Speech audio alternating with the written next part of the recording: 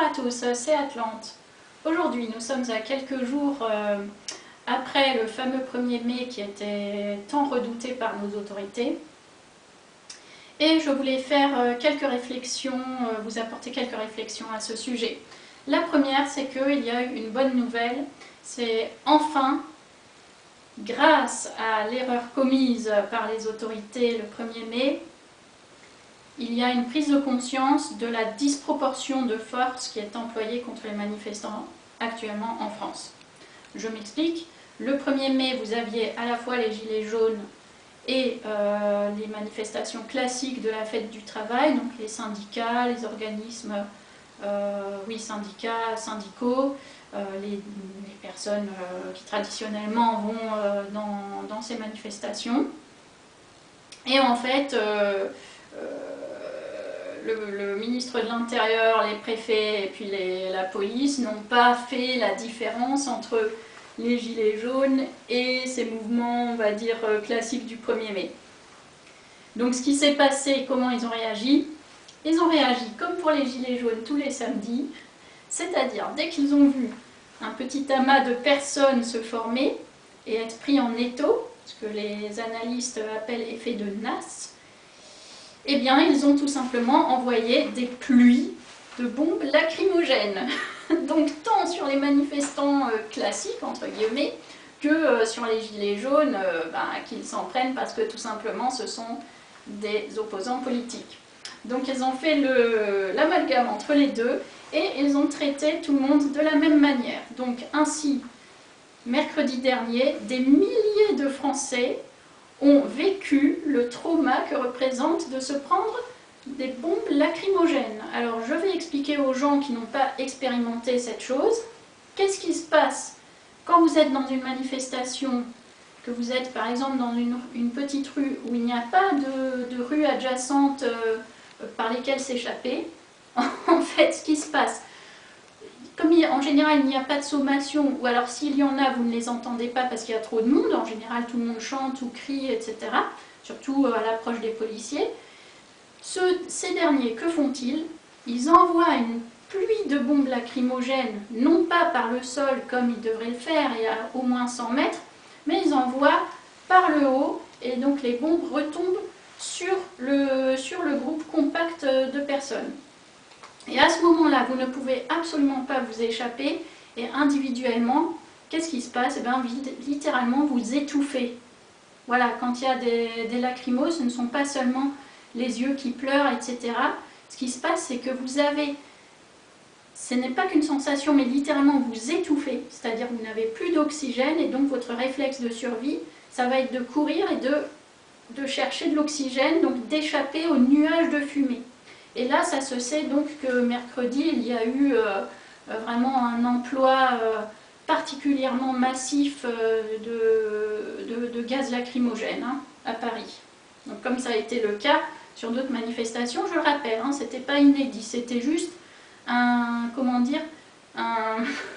une redite de ce qui se passe en fait tous les samedis, mais de manière encore plus massive. Donc les gens, qu'est-ce qu'ils ont fait? Surtout que si vous le vivez pour la première fois, vous êtes pris, vraiment, vous êtes choqué par la chose, en plus que vous n'avez plus d'oxygène, vous fuyez, et puis les gens, ils n'ont trouvé comme issue que l'hôpital de la Pitié-Salpêtrière. Et donc c'est pour ça qu'ils s'y sont rendus, tout simplement. Et alors ce qui se passe quand vous étouffez, que enfin vous retrouvez de l'air, eh bien vous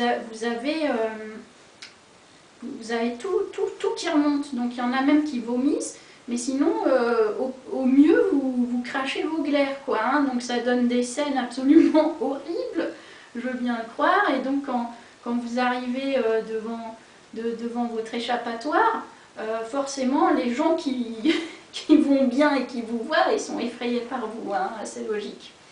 Ensuite, je voudrais préciser que justement, les gens qui manifestent tous les samedis ont finalement gagné en expérience, c'est-à-dire que maintenant ils savent que aller aux manifestations, ça représente un véritable risque physique. Donc pour se protéger, qu'est-ce qu'ils font? Eh bien, ils mettent des masques, des grosses lunettes, des bonnets, des capuchons, enfin des capuches.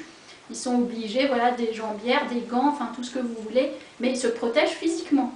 Donc effectivement, quand vous les regardez de l'extérieur ou à la télé depuis votre canapé, vous dites « Oh là, c'est quoi ces sauvages, ils font peur, etc. » Je vais vous le dire, ces gens-là sont comme vous et moi, ils sont juste déguisés en protection, ils sont en basket jogging pour pouvoir courir plus vite. Voilà, tout simplement parce qu'ils prennent un risque physique à aller manifester, et non pas, je le répète, un risque physique à cause des autres manifestants, mais bien à cause des policiers qui sont donc en faction pour juguler ces manifestations. Voilà, donc c'était pour faire cette précision, et aussi pour rendre un hommage aux fameux street medics, là, les secouristes qui sont à l'intérieur des manifestations et qui sont vraiment super. Ils ont vraiment gagné en expérience, ils sont super. Et d'ailleurs, c'est pour ça qu'ils sont la cible première des policiers maintenant. Hein. Ils ont ordre de cibler particulièrement les street medics, ce qui est vraiment dégueulasse, parce que grâce aux street medics, on évite peut-être des drames. Hein. Je le dis très sérieusement. On évite peut-être des drames, des morts ou encore plus de blessés.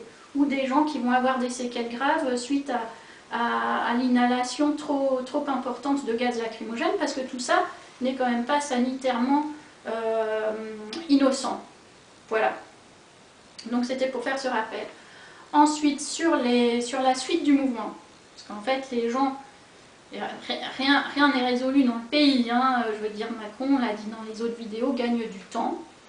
Et donc, que convient-il de faire? Alors, dans la dernière vidéo, j'ai fait une proposition de n'avoir qu'un message unique, qui est donc de ne pas laisser Macron terminer son mandat, c'est-à-dire de n'avoir qu'un seul message, c'est de lui dire on veut une dissolution de l'Assemblée nationale, donc des élections anticipées, etc. Mais quelques amis m'ont fait la réflexion que, oui, si cela se passe, on ne sait pas ce qu'il peut advenir derrière, il pourrait y avoir encore pire. Alors je vais leur répondre, oui peut-être, mais en attendant, si on le laisse terminer son mandat, non seulement il est accrédité dans son mandat, alors qu'on ne le considère pas comme légitime ni par son score, ni par ses actes, mais en plus, on ne donne pas le signal au suivant, hein, parce que dans l'ombre, il y a Sarkozy et Hollande hein, qui veulent prendre leur revanche. On ne leur donne pas le signal, bah tenez, oh bof, on râle dans la rue, on laisse les gens terminer leur mandat, et puis hop, on va réélire, donc avec un corps électoral minimal, hein, de toute façon, voilà, on en est à ce stade-là, on va réélire du Sarko-Hollande ou assimiler, de toute façon. C'est la même caste, hein, ce sont les faces d'une seule et même pièce. Et puis vous pourrez terminer votre mandat tranquillement. Bon, moi, comment dire, je pense qu'il faut donner un signal fort au prochain, c'est-à-dire, attention, quand tu seras élu, t'es pas sûr de rester, mon gars. C'est ça qu'il faut envoyer comme message. Donc je pense qu'il faut pousser Macron à la dissolution de l'Assemblée nationale, il faut vraiment le pousser à la démission. Et ce n'est pas les européennes qui vont le pousser à la démission. Je veux dire, même si le Rassemblement national fait un score époustouflant et qu'il est largement devant la liste menée par Loiseau, je veux dire, il va rien faire derrière, il s'en fiche. À la rigueur, j'ai envie de dire, il s'en fiche des européennes. Il est lui-même à la tête d'un pays qui est quand même, qui pèse son poids malgré tout sur la scène internationale. Il est au Conseil européen qui marche encore avec un système de veto, etc. Donc il n'est pas non plus dénué de tout pouvoir. Et en tout cas, c'est pas en ayant quelques clampins au Parlement européen qu'il assoira son pouvoir, pas du tout. Je pense qu'il s'en fiche complètement des européennes, la vérité, parce que sinon, il n'aurait pas mis Loiseau sorti de nulle part, descendu de sa branche comme ça, quoi. Hein. C'est pas un enjeu pour lui, donc je pense qu'il faut arrêter de faire un focus là-dessus, d'attendre le 26 mai, de voir ce qui se passera derrière. Je pense qu'il faut continuer la lutte. Et d'ailleurs, peut-être j'aurai un autre message, puisque le premier ne plaît pas à tout le monde. J'aurai peut-être un autre message qui est simple, c'est de partir du constat que nous sommes dans le rejet de la caste au pouvoir actuel pour une raison que je synthétise qui serait que cette caste, tout simplement, ne défend pas les intérêts du peuple français. Voilà, c'est le principal reproche qui est à leur faire si on réagit de manière lean, comme on dit en industrie, hein, c'est-à-dire la droite ligne, droite au but, c'est que nos dirigeants ne défendent pas nos intérêts, tout simplement, alors que c'est le rôle de leur mandat. Voilà, revenons aux bases. Et la deuxième chose, c'est que effectivement, nos parlements n'ont plus du tout de pouvoir législatif, puisque ce sont les directives européennes qui dictent tout, et les fameux GOPE, G-O-P-E, donc renseignez-vous si vous ne connaissez pas, et donc en fait,